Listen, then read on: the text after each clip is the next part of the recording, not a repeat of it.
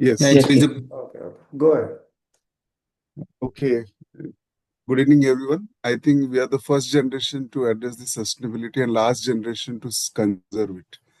So that is the Costa Rica's sustainable development journey, and it is a good example. But before that, we have to answer certain hard questions. Why this Costa Rica sustainable development journey is so important for the world to learn? Is it replicable only policy wise, or we can replicate as it is in a practical way? So the context is very important because geographical profile of the Costa Rica, historical development, environmental turning point. Because Costa Rica is a Central American small country, but surrounded by Caribbean Sea and the Pacific Sea, and we know that it has a good forest coverage earlier when it was established as an independent country. However, surrounded by Honduras and other countries, which has destabilized political scenario. But the important thing, what I want to say is the political stability is one of the important context which I want to set, which has helped the Costa Rica to protect its laws, then institutional strength, and the policy innovation and public engagement. These are important four pillars on which the success story of Costa Rica has begun with. Sustainable development framework as a national vision. As we know, there are three prongs approach, maybe technical, maybe administrative, and the policy decisions. So this three prongs approach has worked well here. Energy transitions as renewable electricity, transportation, and efficiency programs. Current status is 98% of its systems and technical are based on 98 renewable electricity and the lessons for the future.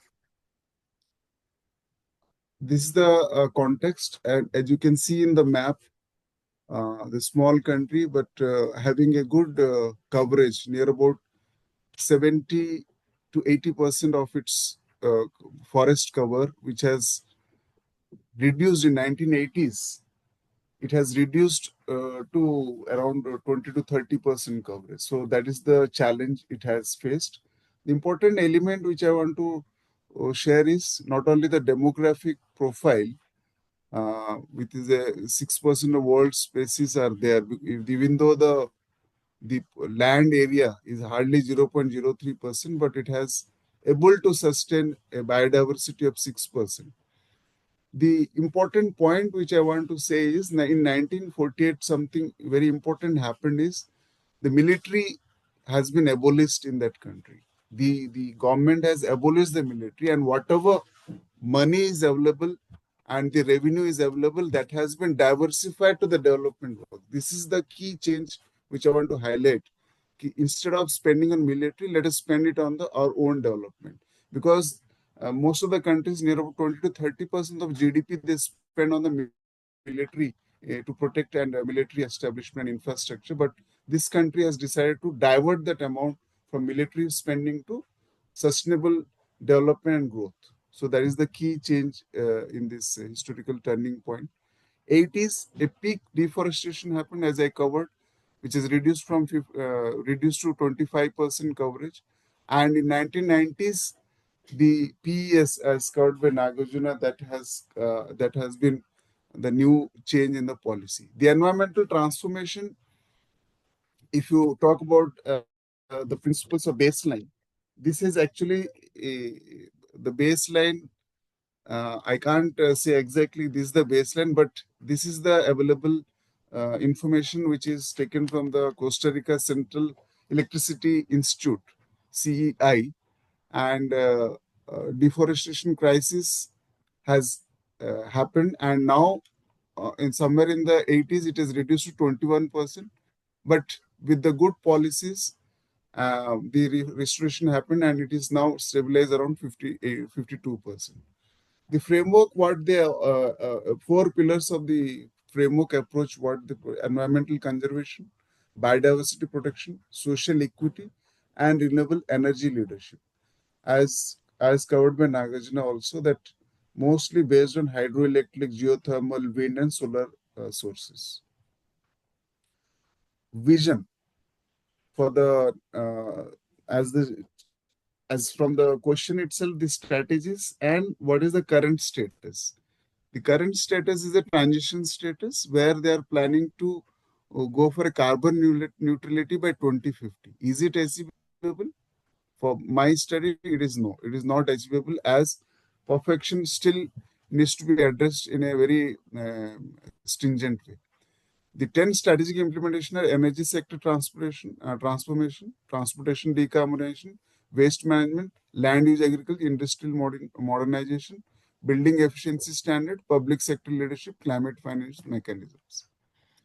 The renewable electricity generation for maximum which is achieved, diversified portfolio is 73%, and still the 300 plus consecutive days, that is the benchmark which they have established. About 300 plus days they are able to draw the energy source from renewable energy sources and grid establishment. So that is a benchmark where other countries to learn. Yes, there is a possibility that 300 plus days we can depend on such renewable energy sources, which is not happening in other developed and developing nations. 73%, which was showcased in the pie chart, is hydroelectric, 13% is geothermal, 12% is wind power, and 2% is solar. As administrative approach, institutional and regulatory framework, key institutions, as I covered, Costa Rica Electricity Institute, Ministry of Environment and Energy, National Energy Plan. These are the key institutions which played a key role. Regulatory incentives were given in terms of PES and tax incentives for clean energy investments. The transportation sector is remaining a challenge there, 40% of total emissions. Going forward, they are moving to electric mobility, sustainable biofuels, and urban planning. Payment for environmental services, PES, is for, as covered by Naga also, carbon sequestration, watershed protection, biodiversity conservation, and scenic beauty. Like landscaping, if you do, then they promote this kind of policy alignment for they give economic incentives. Current status, renewable electricity is around 98%. Forest coverage, as I shown in the graph, 58% is national territory has been covered. Protected areas, as in India also we have um, protected areas for certain conservative initiatives, 25% is protected, and 300 plus consecutive days, as I covered, that is the biggest milestone. That is the achievement. Ongoing challenges are still there: decarbonization, climate vulnerability, infrastructure gaps, economic pressures.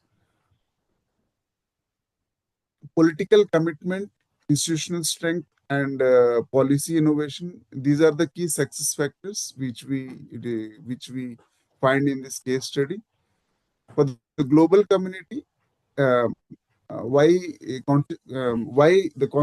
contextually it is possible, because it in Costa Rica, but that contextual consideration cannot be replicated in other geographical dispersions, like other countries like India and third world countries or African countries. So that is that we cannot copy, because always there is a contextual consideration for any project or any case study. Like no military since 1948. We cannot have that kind of approach here where we can divert certain amount to other developmental activities. Principles which we can copy is already displayed on the slide. Path forward is climate adaptation, international leadership, and transportation. That's the conclusion. Thank you, sir. Thank you very much. Pleasure. Good job. Both of you, good job. Yeah. Everyone, please clap for them, both of you. मतलब बोलना पड़ता है आपके friend. Yeah, Devi Kiran is clapping. Good for both of them. Okay. So Pratiksha, everyone. Awesome. Awesome. So who's going next? Very good, Arpit.